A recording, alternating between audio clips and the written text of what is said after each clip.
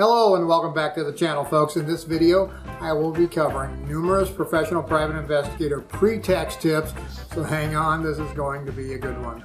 First, let's answer the question, what is a pretext? Put it simply, a pretext is using a guise or a ruse while trying to gain information from a subject, witness, or another individual of interest. An example of a basic pretext I often use when on surveillance might be the lost puppy or lost kitty ruse.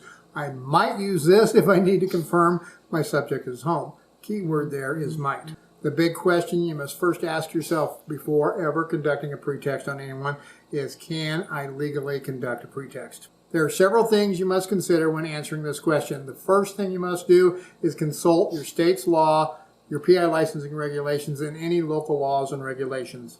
An example of where I know I cannot use a pretext, at least here in Colorado, is if I am working for an attorney. When I am representing an attorney, I am bound by their ethics rules and their laws regarding them as an attorney. Now, an attorney cannot misrepresent him or herself. So if I misrepresent who I am, then I am effectively violating the attorney's ethics requirements. Another instance where I cannot conduct a pretext on the subject of my investigation is if the subject is represented by legal counsel.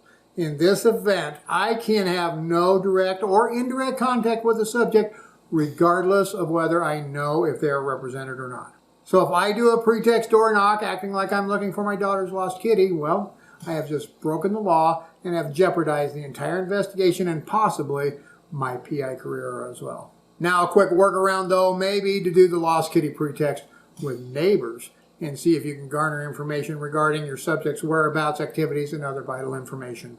In fact, I never only pretext my subject. This would look highly suspicious in most cases. What I generally do is go to every house on the block, door to door, talking to every neighbor with the same pretext. This gives my story credibility as everyone sees me going to every house, asking the same questions, and if the subject becomes aware of my presence, they see the same activity. If my subject is represented or if I do not know if they're represented, I simply skip their house and try to get the information from neighbors with something like this. Thanks, sir. Do you think the guy next door would know anything? Do you know if he's home? I really hate bothering everyone in the neighborhood. Here are some popular pretext door knocks I have used in the past that often garner good results. Looking for a lost pet is always a good one. I keep a picture of a kitty or a puppy with a small kid on my phone and show that to whoever I'm talking to. Buying or renting a home in the neighborhood is a good one. I just tell people I am looking at a house around the corner and I'm trying to get an idea of what the neighborhood and the neighbors are like.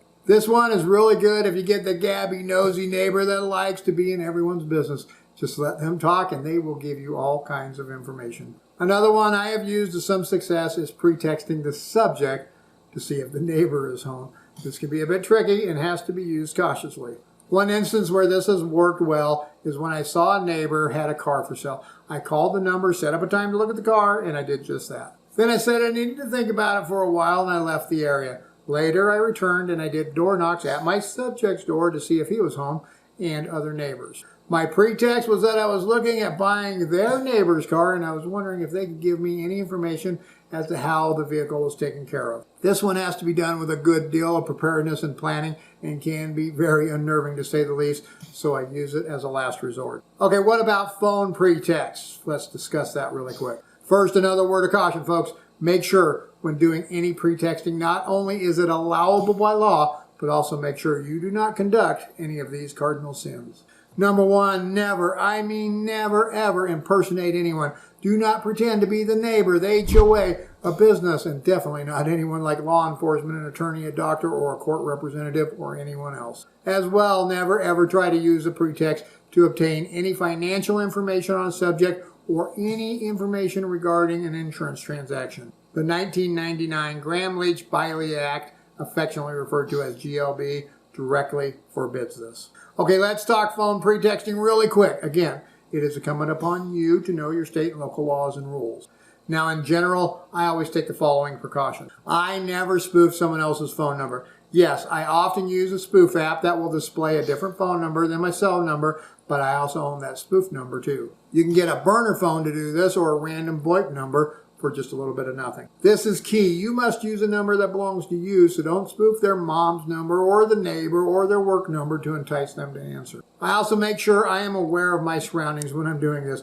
There is nothing more telling to the subject than if they hear the train across the street on your phone and out their window. Know your pretext well. Practice it and make sure it can go very fast so you don't get caught up in it and make the subject suspicious. Know the phone number and where it is. If it is a landline and the answer, there's a good chance they're home, right?